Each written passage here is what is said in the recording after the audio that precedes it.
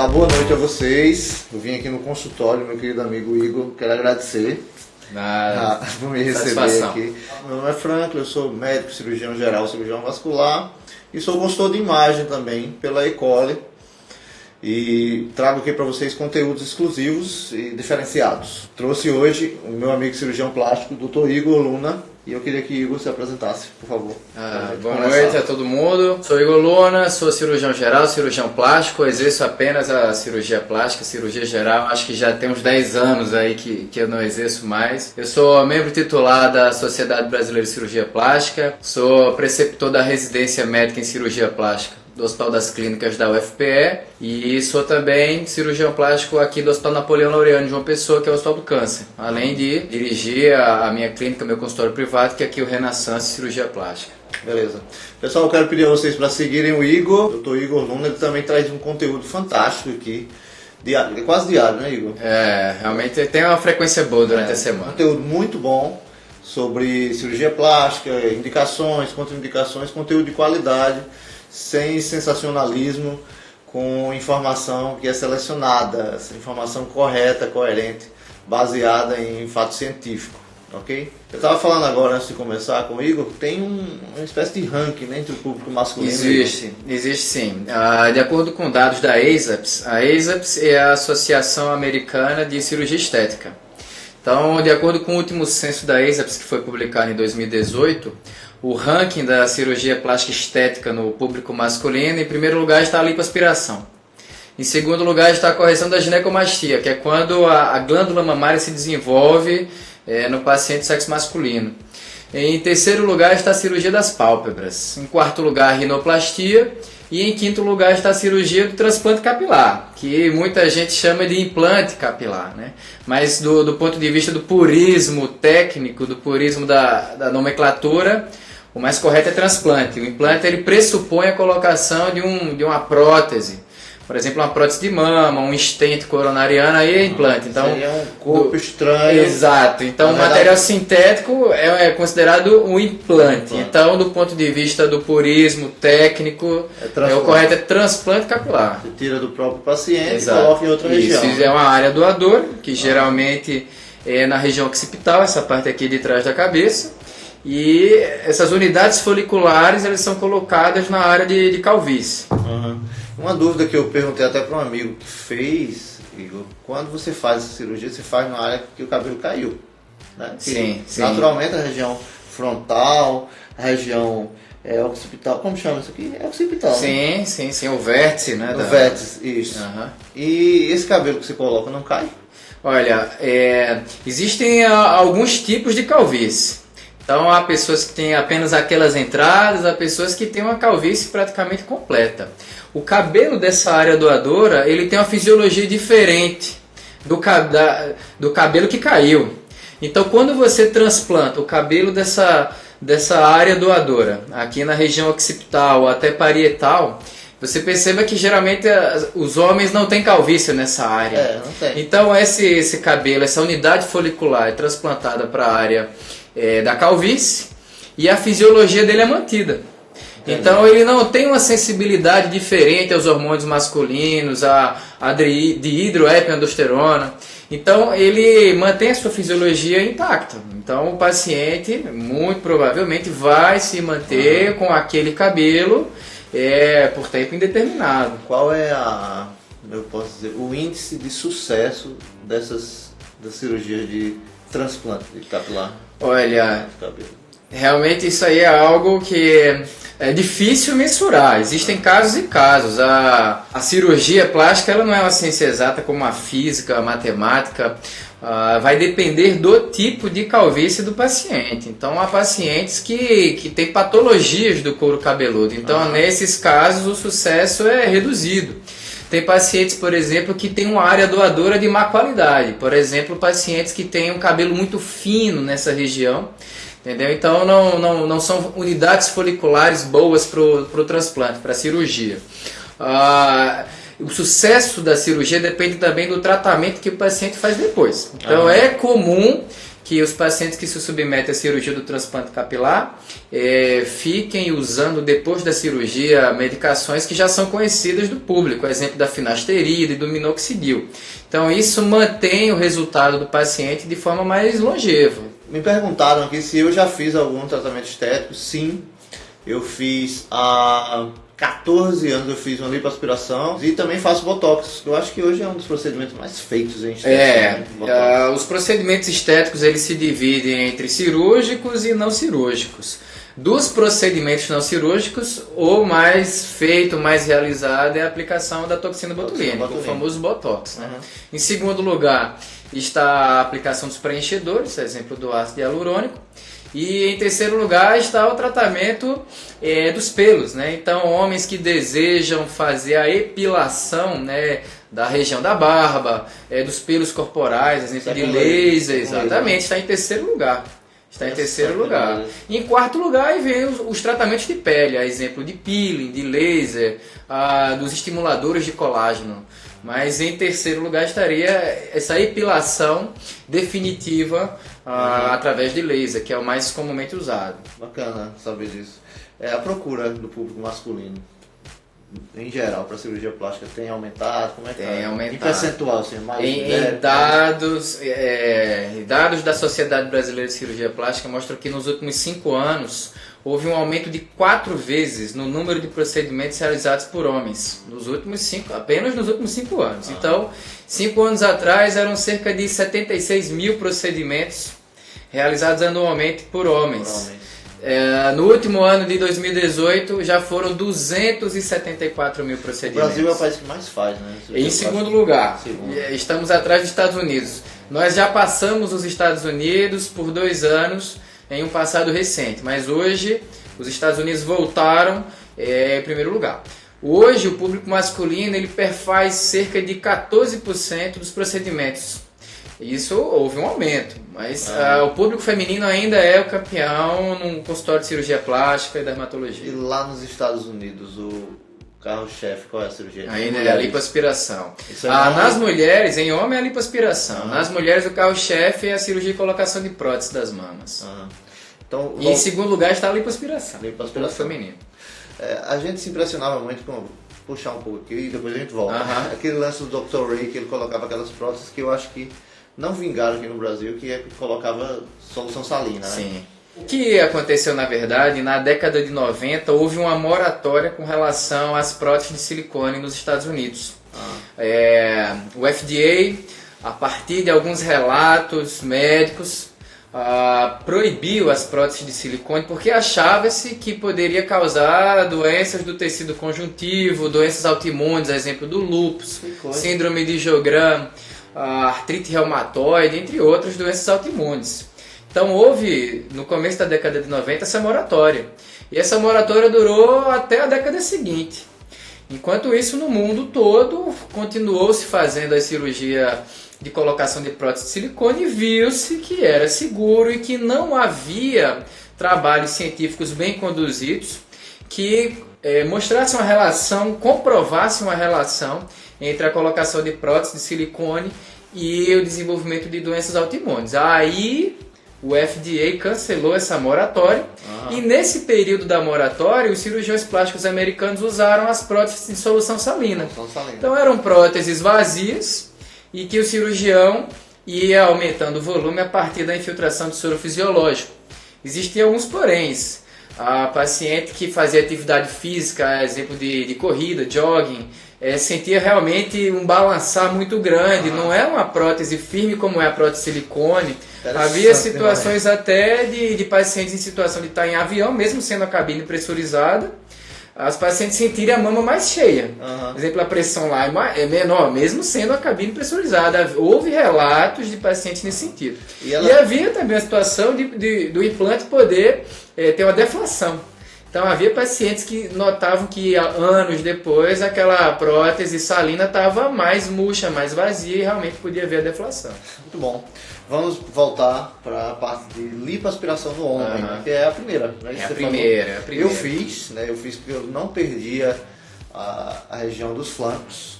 É fato mesmo, isso aí não dá para perder. Hoje eu estou com 10% de gordura corporal, não sei se eu teria perdido. Quando eu perdi na época, eu fiquei muito magro, esquelético. Não foi muito legal. E depois eu ganhei, mas não ganhei flanco como eu tinha.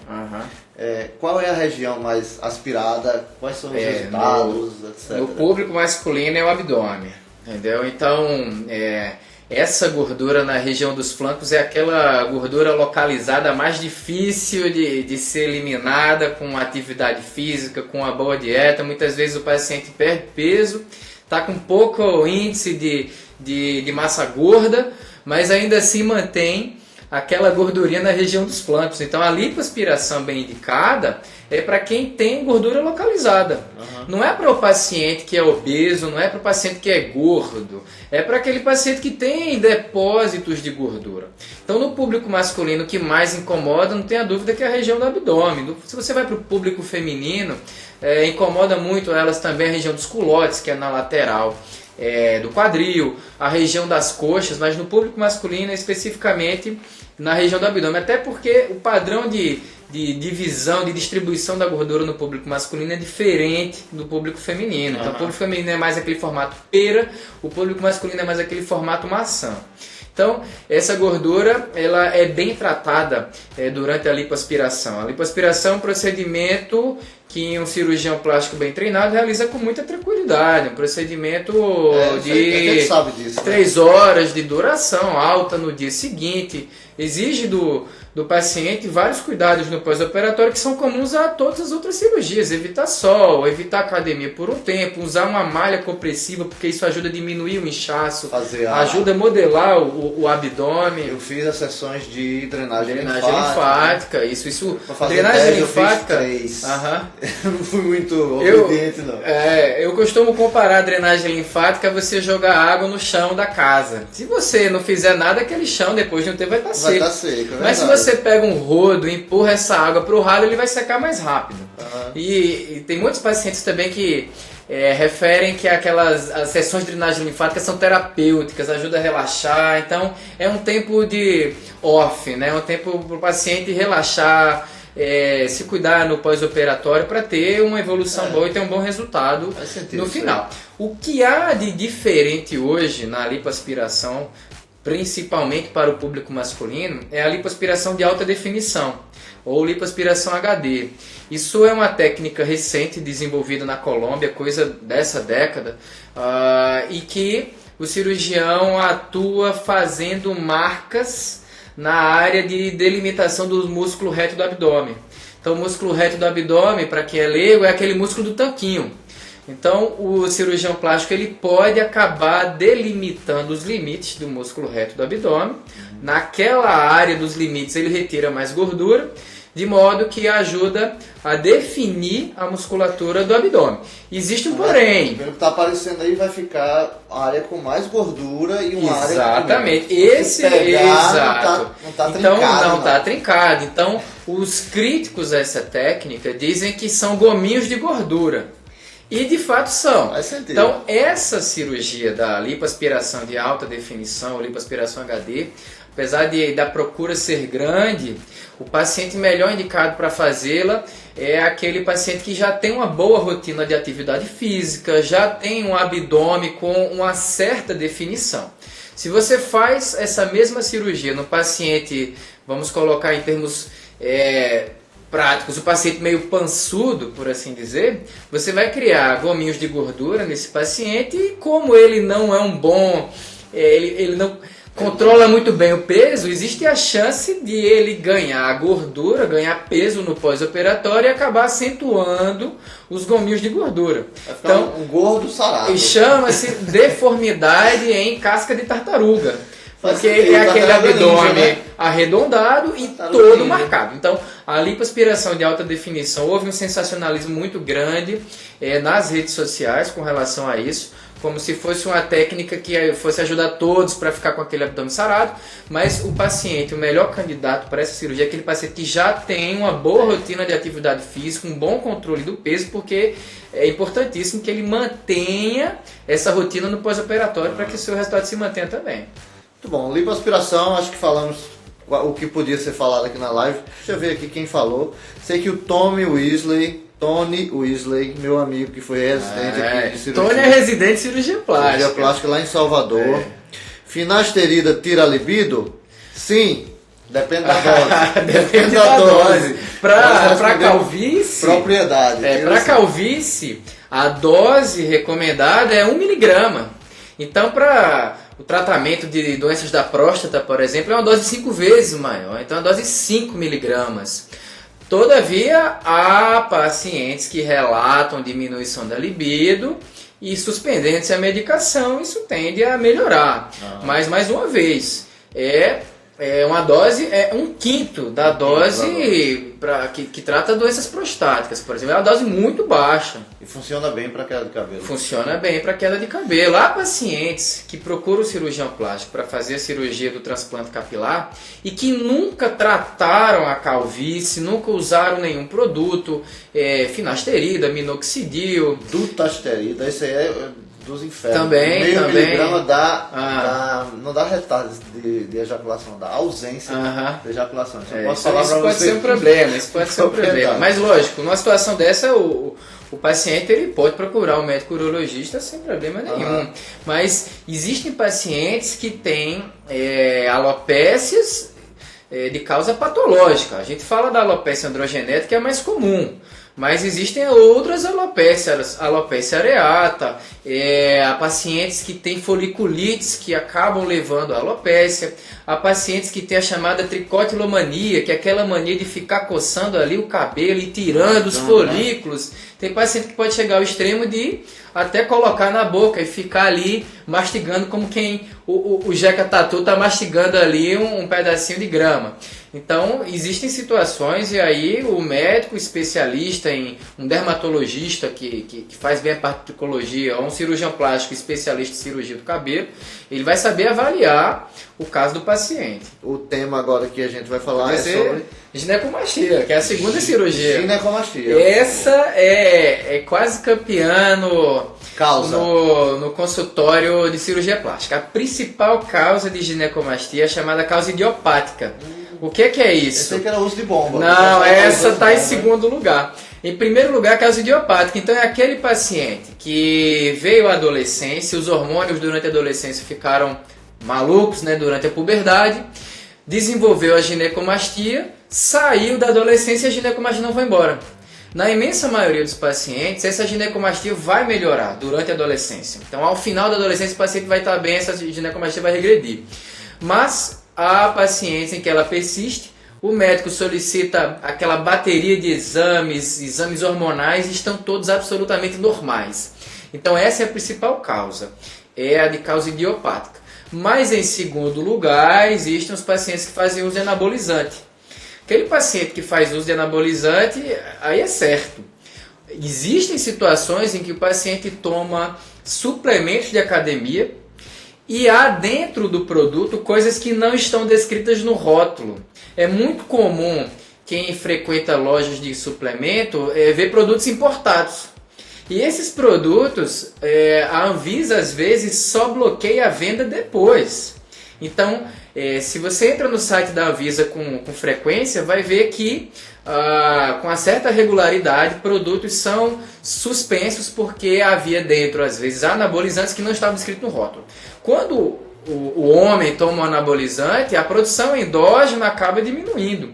Então existem algumas áreas sensíveis, exemplo da glândula mamária. Então se aquela testosterona endógena, se aquele hormônio endógeno está baixo, isso é um gatilho, é um feedback para que a glândula mamária se desenvolva. Então o paciente, mesmo se deixar de usar o anabolizante, ele pode permanecer com a ginecomastia. Então essa é uma queixa comum de pacientes que usaram anabolizante, usaram ciclos. Há pacientes que dizem, não, eu não tomo anabolizante, eu tomo alguns ciclos e eventualmente. Então há pacientes que tomaram esses ciclos e que mesmo depois de um bom tempo sem usar, acabaram ainda ficando com a ginecomastia, ela não regrediu. E para isso serve a cirurgia. Então a cirurgia da ginecomastia, ela retira apenas o excesso da glândula mamária. A gente não retira ela toda, isso seria uma mastectomia. Então a gente retira apenas o excesso e nós preservamos cerca de 1 centímetro de parênquima mamário por baixo da areola, exatamente para evitar que o paciente tenha um problema contrário, que seria uma área deprimida na região do tórax, do peitoral. Então a gente preserva esse 1 centímetro de glândula mamária. Se o paciente tem algum problema hormonal, que é raro, ou se o paciente faz uso de anabolizante, então essa ginecomastia pode voltar, porque afinal de contas a glândula mamária é para se preservar a glândula mamária. E há também os pacientes que, além da glândula mamária, tem na região peitoral gordura. Que é o que se chama de lipomastia. É isso aí que eu ia Então, perguntar. nesse caso, além de se retirar o excesso da glândula mamária, pode se retirar através de uma lipoaspiração o excesso de gordura nessa região. Geralmente, quem tem algum grau de lipomastia é porque já esteve acima do peso ou está acima do peso. E aí é importante que o paciente atinja... Se ele perdesse peso, ele perderia. Costuma reduzir essa gordura. Mas se aquele paciente ele está muito acima do peso, por exemplo, na faixa da obesidade, o recomendado é que ele saia da obesidade para fazer uma cirurgia plástica eletiva em melhor condição e ter um melhor resultado estético também. Bacana. Igor, vamos sair um pouco agora dessa parte, vamos subir papada. O que é que você fala de lipo de papada ou outra cirurgia? Eu não sei qual é a conduta. A lipoaspiração de papada é um procedimento que está banalizado. Hoje existem profissionais que não são médicos realizando e o pescoço é uma área nobre. Qualquer cirurgião respeita muito a anatomia e o pescoço. Então no pescoço existem nervos importantíssimos para a fala, para a respiração também, para a região da laringe, por exemplo. Existem vasos calibrosos, entendeu? Então, glândula salivar. Então, o pescoço é uma área do mais absoluto respeito por qualquer cirurgião. Então, quando um profissional que não é médico resolve realizar uma lipoaspiração, porque a lipo de papada é uma lipoaspiração nessa região, existem sequelas que podem, complicações que podem acontecer, exemplo de hematomas, grandes sangramentos, lesões nervosas, entendeu? O paciente pode, por exemplo, ter lesão de um nervo que ajuda a mexer o lábio. Então, se há uma lesão nesse nervo, pode literalmente ficar com a boca aleijada, entendeu? Caída, entendeu? Ou então, quando vai sorrir, a boca puxa para um lado. Estalone, sorriso exatamente. Estalone. Situações, por exemplo, de lesão de glândula salivar e o paciente acabar ficando, formando fístulas ou até coleção de saliva por baixo da pele. Então, essa é uma área de absoluto respeito. É importante que seja o cirurgião plástico a avaliar o pescoço do paciente. Por quê? Se o paciente tem apenas gordura nessa região, é possível fazer a lipoaspiração cervical ou a lipo de papada. Se o paciente, além da gordura, tem flacidez da pele e tem aquelas bandas platismais, que é essa musculatura aqui do pescoço muito marcado, então esse paciente ele vai ter um subresultado, né? O resultado não vai ser bom só com a lipoaspiração. Então esse paciente ele estaria indicado fazer também a cirurgia da face para melhorar essa flacidez nessa região, corrigir essas bandas, esses músculos que ficam frouxos aqui nessa área. Então, não há dúvida que tem que ser um cirurgião plástico avaliar o paciente. A procura para lipo de papada é grande ou aumentou. Aumentou porque houve esse sensacionalismo, essa banalização. Nas redes sociais, às vezes você abre, se você segue uma hashtag, por exemplo, de lipoaspiração, de cirurgia plástica, vai ter muita publicação diária sobre isso. Então não há dúvida de que, assim como a bichectomia, que é retirar o excesso de gordura aqui da bola de bichar que fica aqui na bochecha, isso aumentou muito recentemente. Então, se você pega alguns livros da década passada, por exemplo, às vezes não estão nem descritos lá, mas apesar de serem procedimentos antigos, mas se você pega as publicações mais recentes, já está lá com mais ênfase essas cirurgias. Quando o Fantástico faz uma reportagem, aí já aumenta. Fantástico e a Veja, olha, faz bombar o consultório durante aquela semana. São amigos cirurgiões plásticos. Eu ia perguntar outra coisa, mas eu me lembrei de um público que eu acho que tem aumentado muito, que é o público de pacientes que fizeram bariátrica e vão precisar fazer essa cirurgia aí por excesso de pele, tanto nos braços, quanto nas pernas, quanto no abdômen. Essas cirurgias podem ser feitas, na sua maioria, de uma vez ou é por fases? Como é que acontece isso? A obesidade é uma epidemia global, né? Então, se você olha aqui especificamente o Brasil saiu daquela década de 80 em que havia fome no Brasil, né? E hoje, naqueles rincões de pobreza, é mais fácil você achar pessoas obesas. porque se alimentam mal. Então a obesidade, o Brasil não ficou fora dessa. Então é uma epidemia. E os pacientes com boa indicação, eles estão passando pela cirurgia bariátrica, conseguem perdas expressivas. Eu tenho pacientes que perderam 60, 70 quilos. E é natural que essa perda de peso acabe trazendo uma redundância de pele, uma flacidez de pele. Porque aquele miolo da gordura foi embora, secou. Então fica sobrando pele no abdômen, na região do tórax, na região dos braços, aqui no pescoço, na região das coxas. O recomendável é que essas cirurgias sejam feitas de forma parcelada. São cirurgias de grande porte em que é preciso retirar grandes segmentos de pele e de gordura adjacente. É possível fazer a cirurgia associada desde que a saúde do paciente esteja impecável, os exames estejam todos ok. Mas é preferível fazer cirurgias menores a fazer uma única cirurgia grande. Existem alguns programas de TV americanos que passam aqui no Brasil em que os cirurgiões plásticos às vezes fazem 2, 3 procedimentos numa única cirurgia. Só que o que eles não mostram ali são as complicações. Então, cirurgias mais demoradas, o tratamento de 2, 3 áreas do corpo no mesmo momento, não há dúvida de que o índice de complicação é maior. Então, por questões de segurança, é preferível fazer cirurgias parceladas, salvo se a condição do paciente permitir, os exames estiverem todos ok, o paciente estiver bem emagrecido. Há pacientes que fazem cirurgia bariátrica, mas que ainda permanecem na faixa da obesidade. Há pacientes que têm um índice de massa corpórea, às vezes de mais de 50 e acabam ficando ali na faixa dos 31, 32. Então esses pacientes ainda estão na faixa da obesidade. É possível operar, mas o índice de complicação é maior nesses casos. Vou responder aqui algumas dúvidas. Daniel perguntou: ginecomastia, o que é isso? É quando a mama, aliás, quando o homem adquire mamas. Igor falou aqui, explicou, o seu corpo produz testosterona normalmente, só que as pessoas que fazem os famosos ciclos injetam testosterona em si, e aí a região lá, a hipófise que produz a testosterona, na verdade, regula esse feedback. Regula a produção de testosterona. Ela recebe um comando para não produzir mais, não regular mais. Porque você está dando testosterona exógena, de fora, vindo para você, e aí o seu corpo entende que você não precisa mais dessa testosterona produzida por ele e começam a crescer mamas em você. Ginecomastia são mamas. O paciente, o leigo, pode achar, mas eu não estou tomando uma testosterona exógena, ela não. O grande problema é que a glândula mamária ela é sensível à testosterona endógena. Então, se essa testosterona endógena cai, os seus outros hormônios, a gente tem também hormônio feminino, assim como a mulher tem a testosterona baixa. Então, nós temos também. Então, essa desregulação dos hormônios endógenos é que acaba permitindo que a glândula mamária se desenvolva no sexo masculino. Perfeito. Então vamos passar para outra região que também é bastante procurada pelo público masculino, que é nariz, não é isso? Sim. A rinoplastia, naquele ranking da Sociedade Americana de Cirurgia Estética, a ASAPS, está em 4º lugar, a cirurgia da rinoplastia.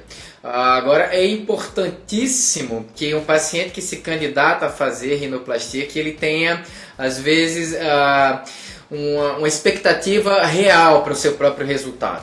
Então, tem um aforismo em cirurgia plástica que diz que o cirurgião trabalha com o mármore que recebe.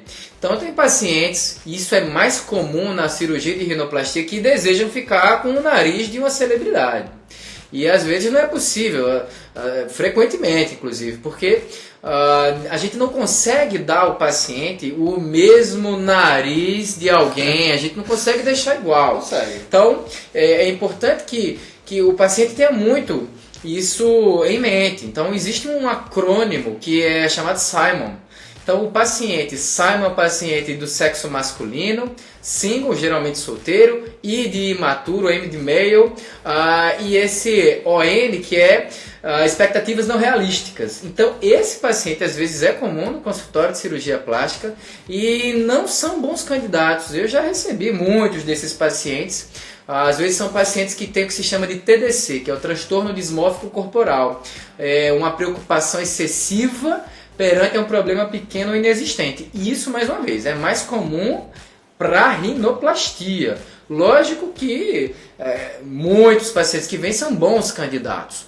O que é importante falar na cirurgia de rinoplastia do sexo masculino é que a gente jamais pode deixar estigmas femininos no nariz. Então, uma ponta, por exemplo, que é muito arrebitada, isso é mais desejado numa rinoplastia no sexo feminino. No sexo masculino, que se deseja um nariz reto, um nariz com a ponta forte. Pacientes que têm uma ponta riada, é possível elevar, rodar essa ponta, mas não a ponto de fazer um supratípico, como se diz, né? Que é deixar aquela ponta arrebitada.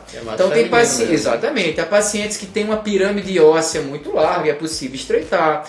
Há pacientes que têm asas muito largas, é possível também estreitar. Pacientes que quando sorri a ponta do nariz cai, é possível corrigir isso daí. Mas sempre deixando um nariz mais reto, entendeu? Nunca, jamais deixando aquela ponta arrebitada. Então são detalhes técnicos da rinoplastia do sexo masculino que são realmente bem diferentes no caso da rinoplastia do sexo feminino.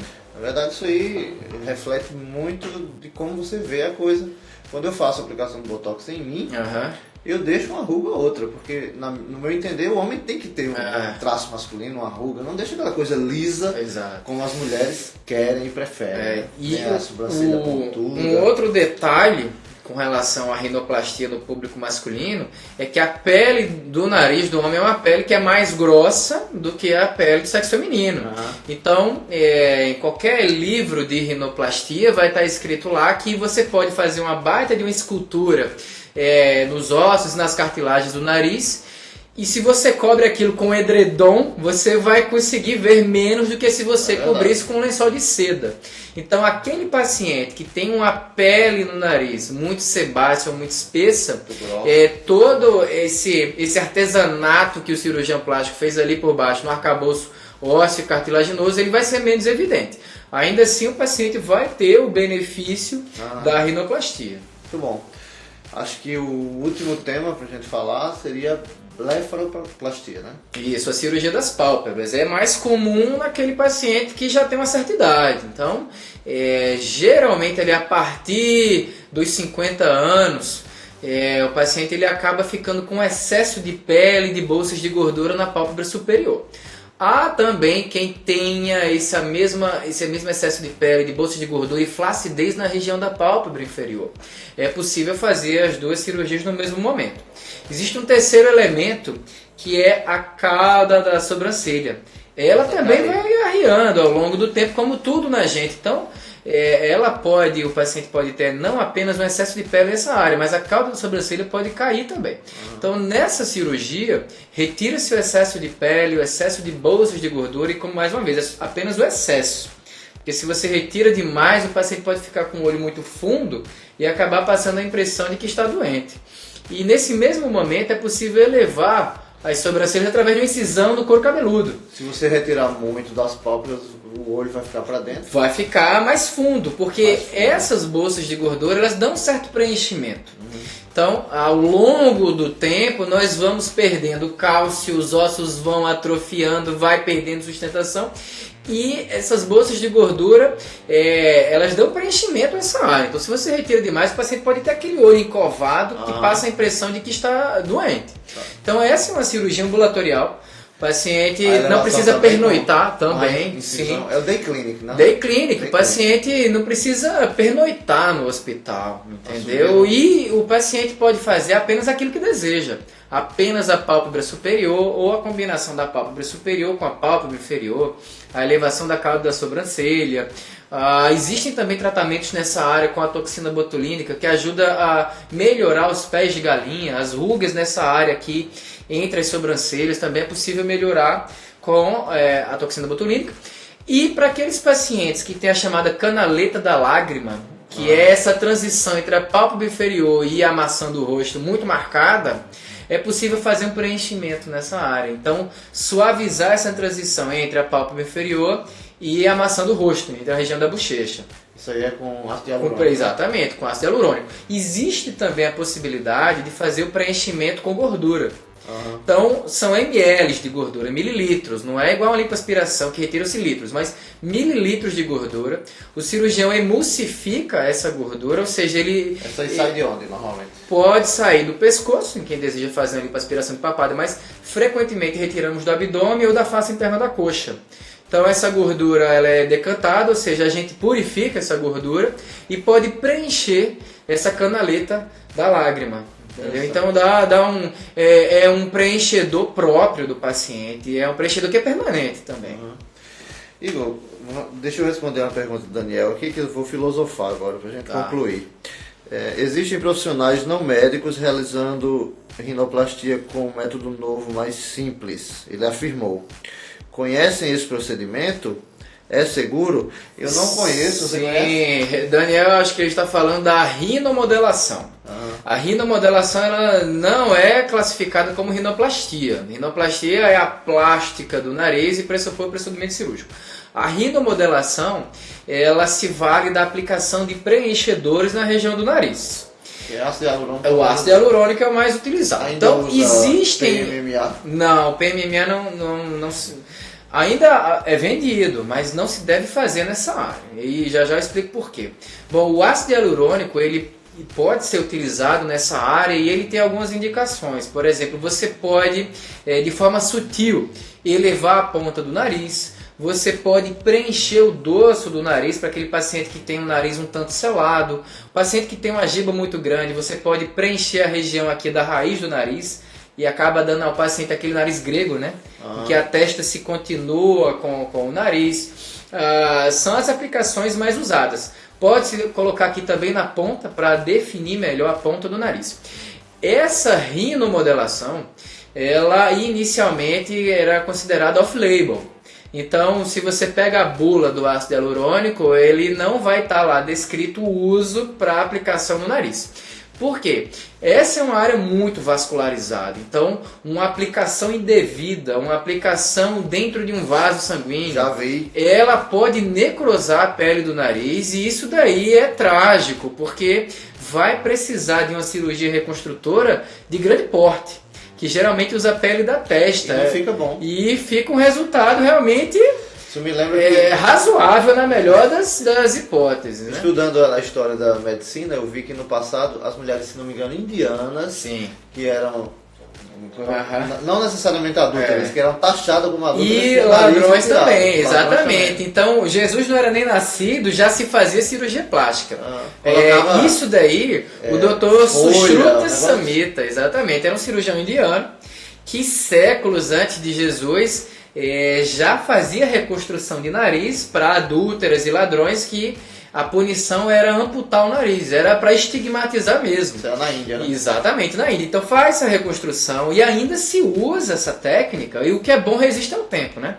Então se ainda se usa é porque é bom. Então, para situações extremas de necrose da pele do nariz, que pode acontecer numa rinomodelação mal conduzida, usa-se essa pele, esse retalho indiano para reconstrução. Agora, o resultado estético numa cirurgia dessa é um resultado que é limitado. Então, esse é um procedimento que não deve ser feito por aventureiros, por oportunistas, por quem aprendeu a fazer isso em cursinho de fim de semana. Isso deve ser feito por um profissional que tem pleno conhecimento da anatomia naquela região, que é habituado a fazer preenchimento e que saiba corrigir complicação, prevenir e corrigir complicação se isso acontecer. Saber corrigir. Então, existem situações em que um preenchedor é aplicado e que o médico observa algum grau de isquemia.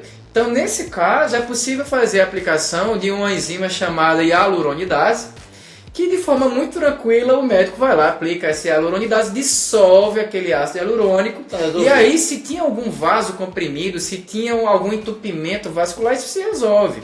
Agora, é preciso conhecer isso. Eu costumo dizer que a ignorância dá coragem a muita gente, porque a pessoa desconhece o que pode acontecer numa complicação, uma situação dessa, e como é trabalhosa uma reconstrução e como o resultado é limitado numa situação de reconstrução como essa. É importante quem vê a reconstrução, né, o resultado final, veja também O pré, porque olha assim, não tá legal, veja o pré para poder comparar, né? Então é algo importante isso daí. Eu vou responder aqui mais algumas perguntas e falar para o Igor para a gente se despedir. Bolsas debaixo dos olhos, uma vez operada, volta, que é... Olha, essas bolsas de gordura, mais uma vez, a gente não retira todas, retira apenas o excesso para que o paciente não fique com os olhos muito encovados. Como qualquer gordura no corpo, se o paciente ganha peso, essa gordura pode aumentar. Agora, existe uma situação que é aquele paciente que acorda pela manhã com os olhos muito inchados. Esse paciente ele vai continuar acordando com os olhos inchados, só que os olhos vão estar inchados, só que com menos pele, com menos bolsas de gordura. Então, é importante separar as coisas. De fato. Pode ser, porque essa questão de acordar com os olhos inchados, isso é um fenômeno vascular, isso depende da forma como você dormiu, se você retém líquido. O paciente pode notar isso em alguns dias e outros não, mas esse acúmulo de líquido nessa região ele é independente da cirurgia. Então, o paciente vai acordar com os olhos inchados, porém com menos pele, com menos bolsa de gordura. Então, as considerações finais, sigam Igor, tô falando sério, ele passa um conteúdo fantástico pelas mídias sociais, Instagram, é Dr. Igor Luna, Igor com I, Igor normal, I-G-O-R, Luna. Por favor, Igor, quer falar alguma coisa? Fica à vontade para as considerações finais. Eu agradeço, Franklin, pelo convite. Eu convido quem quiser conhecer o conteúdo que eu produzo, está na minha página pessoal, que é Dr. Igor Luna, @Dr. Igor Luna, como o Franklin falou. E tem também a página da minha clínica, onde eu faço lá um conteúdo bem direcionado à cirurgia plástica. A minha página pessoal também tem momentos meus, pessoais, passeio, viagem. Faz sentido. Mas na página da minha clínica eu faço lá conteúdo 100% direcionado à cirurgia plástica. Procuro trazer bons níveis de evidência. Como eu sou vinculado a um hospital universitário, que é o Hospital das Clínicas da UFPE, então eu procuro trazer informação de qualidade. Eu não trago informação de orelhada, eu trago informação com embasamento científico, com nível de evidência.